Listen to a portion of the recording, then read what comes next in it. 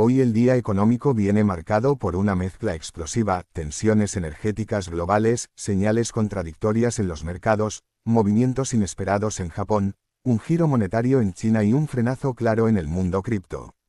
Todo esto ocurre mientras el petróleo sigue siendo el gran dictador del sentimiento económico mundial. El primer punto clave del día es el petróleo.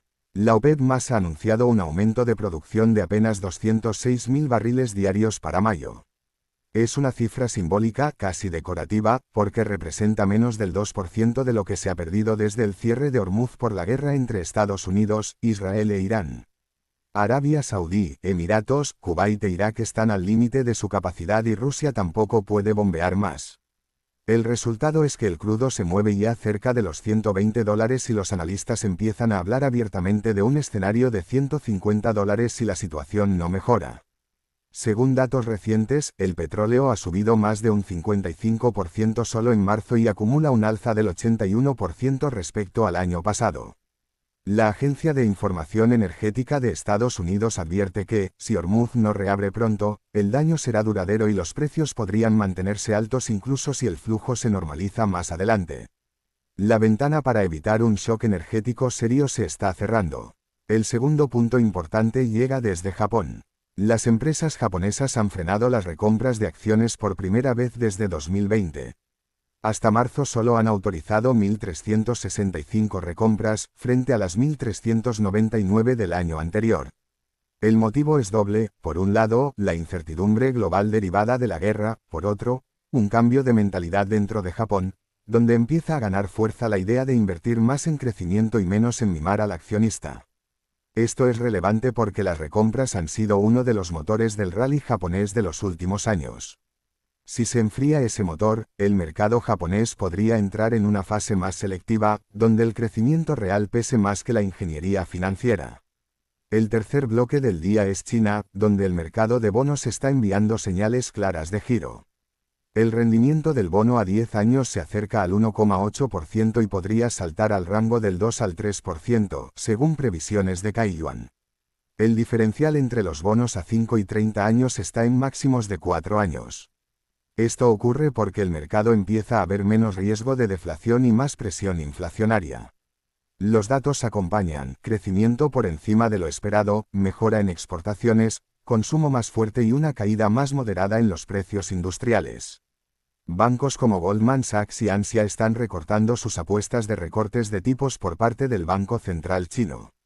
Si China abandona la política monetaria ultralaxa, el impacto se sentirá en todo el mundo: menos estímulos, menos liquidez y un yuan potencialmente más fuerte. En Europa, el día deja una nota curiosa.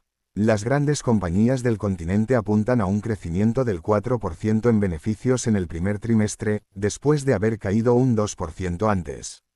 Pero el motor no es la economía europea en general, sino el sector energético, que está haciendo caja gracias a la guerra. Las petroleras europeas proyectan un crecimiento de beneficios del 24,9%, mientras el resto de sectores apenas suma un 1,5%. Los ingresos crecen poco, pero los beneficios suben porque las empresas llevan 8 trimestres recortando costes de forma agresiva. Es un crecimiento que no nace de la demanda, sino de la eficiencia forzada. Aún así, es suficiente para sostener al Stoxx 600 en un momento de enorme incertidumbre. En Estados Unidos, la atención está puesta en los indicadores de servicios. Hoy se publican el ISM de precios y el ISM de actividad del sector no manufacturero, ambos con impacto alto. Con el petróleo disparado y la inflación amenazando con repuntar, estos datos serán clave para entender si la Reserva Federal puede mantener su hoja de ruta o si tendrá que frenar cualquier plan de recortes de tipos. La Fed ya ha advertido que la guerra puede tener un impacto material en la inflación. Y con el petróleo subiendo más de un 15% en un mes, la presión es evidente. En el frente corporativo, la semana viene cargada de dividendos.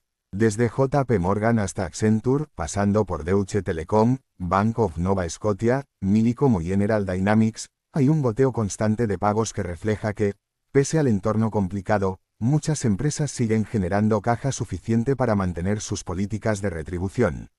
Destaca especialmente Millicom con un rendimiento superior al 6%. El mundo cripto, en cambio, está en modo frenazo. Según JP Morgan, este año solo han entrado 11.000 millones en el primer trimestre, lo que proyecta un total anual de 44.000 millones, muy lejos de los 130.000 millones del año pasado. La entrada de dinero ya no la marcan los inversores minoristas, sino empresas como MicroStrategy, que siguen comprando Bitcoin mediante emisiones de acciones.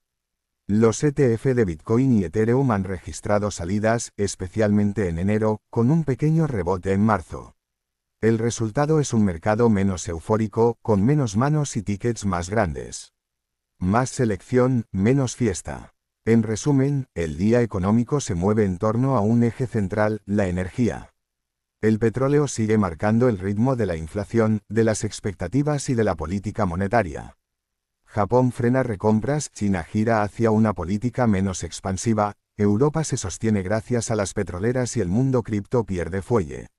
Todo esto ocurre mientras los mercados esperan datos clave de servicios e inflación que podrían definir el tono de las próximas semanas.